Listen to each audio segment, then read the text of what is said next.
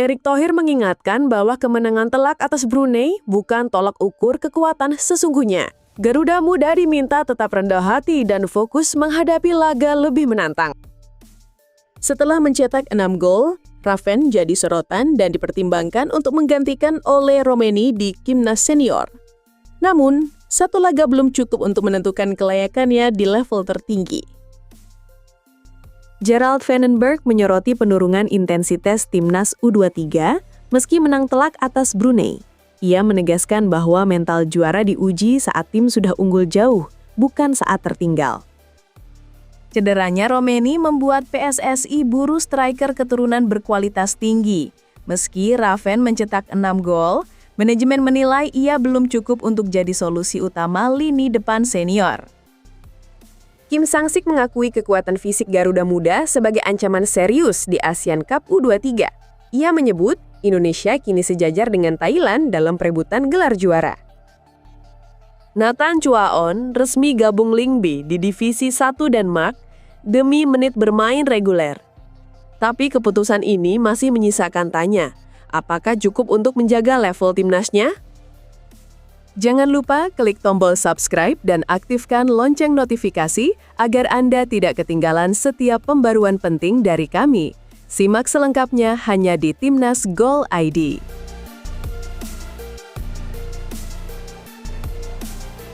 Usai mencukur Brunei Darussalam 8-0 dalam laga perdana, Timnas Indonesia U23 tengah jadi sorotan. Sorak-sorai kemenangan bergema di seluruh penjuru negeri, terutama berkat performa gemilang Jens Raven yang mencetak 6 gol. Namun di tengah euforia itu, Ketua Umum PSSI Erick Thohir hadir membawa keseimbangan. Ia menegaskan bahwa kemenangan telak ini belum bisa dijadikan ukuran sejati kekuatan Garuda Muda. Erick secara lugas menyampaikan bahwa Brunei bukanlah lawan yang dapat dijadikan tolok ukur realistis. Fokus harus segera dialihkan ke pertandingan berikutnya melawan Filipina. Artinya, tantangan sesungguhnya baru akan dimulai. Erick juga menekankan pentingnya sikap rendah hati dan kerja keras dalam setiap laga tanpa terkecuali. Bagi masyarakat, kemenangan besar ini tentu membangkitkan harapan tinggi terhadap generasi muda sepak bola Indonesia. Namun, harapan tanpa kesadaran bisa berujung pada tekanan berlebih. Penting bagi publik untuk tidak larut dalam kemenangan semu dan mulai menilai tim berdasarkan performa konsisten melawan lawan-lawan yang sepadan. Secara kritis, pernyataan Erick Thohir menyeratkan pesan strategis, pembangunan mentalitas juara tak bisa dibangun hanya dengan skor besar, tapi dari bagaimana tim menghadapi laga-laga sulit. Peringatan ini juga menjadi refleksi bahwa sepak bola Indonesia masih dalam proses, bukan produk jadi. Tantangan sesungguhnya ada di konsistensi, bukan sekadar satu malam kemenangan.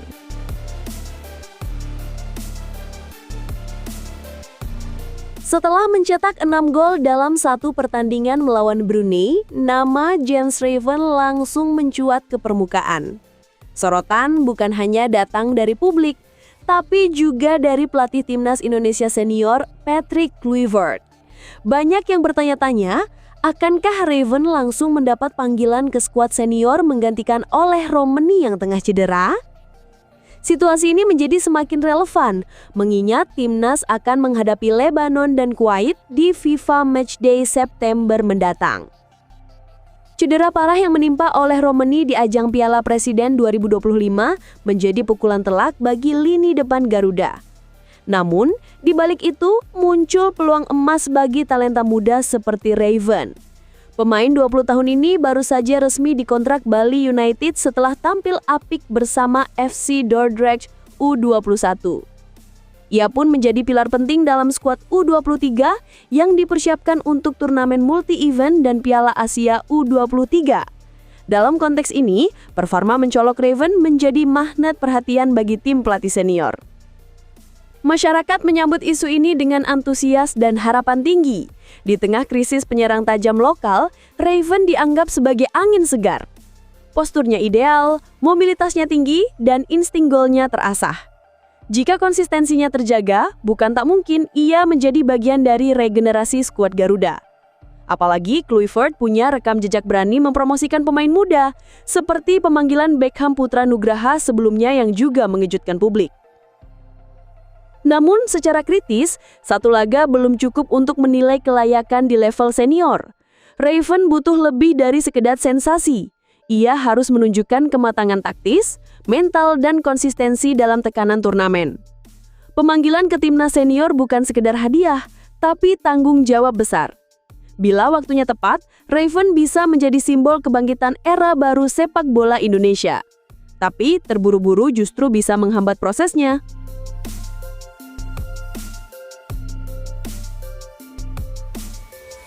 Kemenangan telak 8-0 atas Brunei Darussalam sempat membuat publik bersorak. Namun di balik skor mencolok itu, pelatih timnas Indonesia U23 Gerald Vandenberg justru melontarkan evaluasi tajam. Dalam konferensi pers usai laga, pelatih asal Belanda itu menyoroti satu masalah krusial, penurunan intensitas permainan di babak kedua.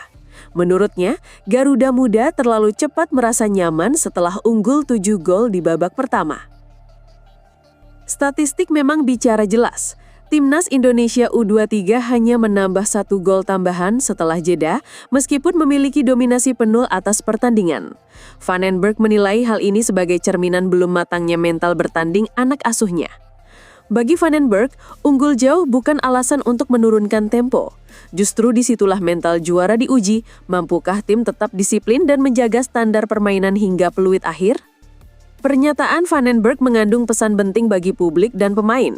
Kemenangan besar bukan berarti tanpa celah. Evaluasi ini penting agar euforia tak menutupi kelemahan yang harus diperbaiki sebelum menghadapi lawan lebih tangguh seperti Filipina dan Malaysia. Masyarakat patut menyadari bahwa membangun tim kuat tak cukup hanya dengan skor mencolok, tapi juga dengan konsistensi dan mentalitas stabil sepanjang laga. Dari sudut pandang kritis, komentar Vandenberg menunjukkan pendekatan profesional dalam membangun fondasi tim. Ia tidak terlena dengan hasil sementara, melainkan fokus pada pembentukan karakter permainan jangka panjang. Pendekatan ini layak diapresiasi, karena justru dari kemenangan seperti inilah kualitas sejati pelatih diuji. Berani bicara jujur, bahkan saat semua orang tengah bersorak.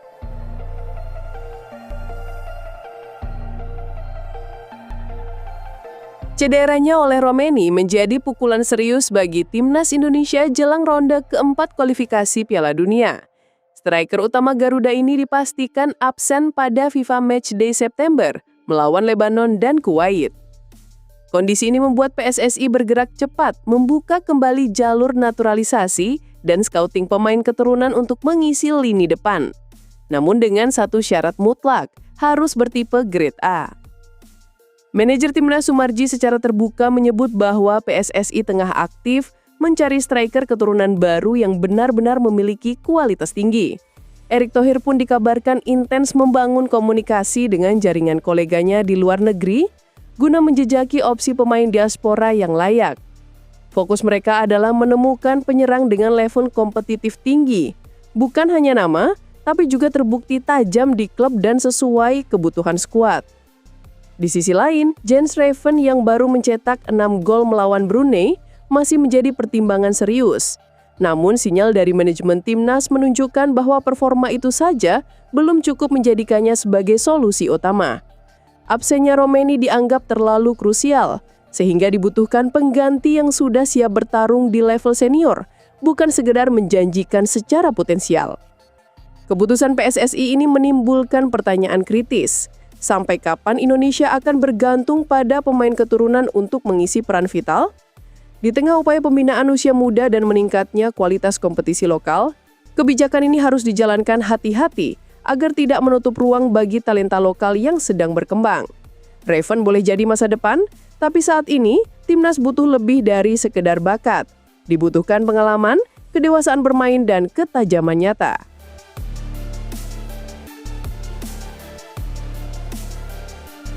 Pelatih timnas Vietnam Kim Sang-sik memberi pandangan terbuka soal peta persaingan ASEAN Cup U23. Menjelang laga perdana timnya, ia menyebut Indonesia dan Thailand sebagai dua kekuatan utama yang berpotensi besar meraih gelar juara. Menariknya, Kim mengungkapkan bahwa gaya bermain kedua tim sangat berbeda. Thailand unggul secara teknik individu, sementara Indonesia dikenal dengan fisik yang kuat dan daya juang tinggi. Penilaian Kim tak datang tanpa alasan. Dalam beberapa tahun terakhir, Perkembangan timnas U23 Indonesia memang menunjukkan tren positif, terutama dari sisi organisasi permainan dan kebugaran. Selain itu, nama-nama seperti Jens Reven jadi simbol bahwa Garuda Muda kini memiliki kombinasi fisik Eropa dan semangat lokal.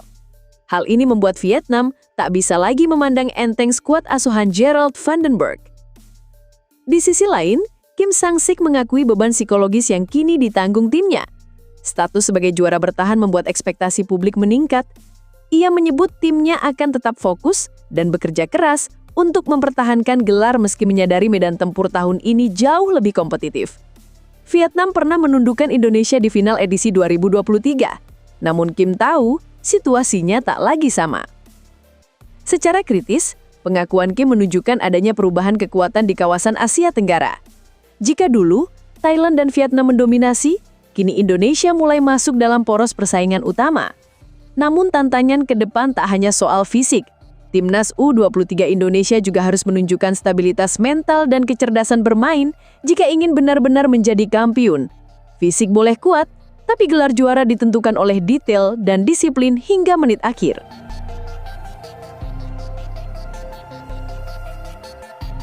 Bek kiri timnas Indonesia, Nathan Chu Aeon, resmi bergabung dengan klub Denmark Lyngby Bold Club. Kabar ini mencuat dari jurnalis internasional Farzam Abol Hosseini yang menyebut Nathan direkrut dengan status bebas transfer dan akan dikontrak hingga musim panas 2027. Transfer ini menandai langkah baru bagi Nathan setelah perjalanannya bersama Swansea City tak berkembang sesuai harapan. Lyngby Bold Club sendiri bukan klub asing di kompetisi top Eropa. Musim lalu mereka berlaga di Liga Super Denmark, kasta tertinggi di negeri Skandinavia tersebut. Namun nasib buruk menimpa tim berjuluk Royal Blues itu, mereka terdegradasi usai hanya meraih 27 poin dari 32 laga.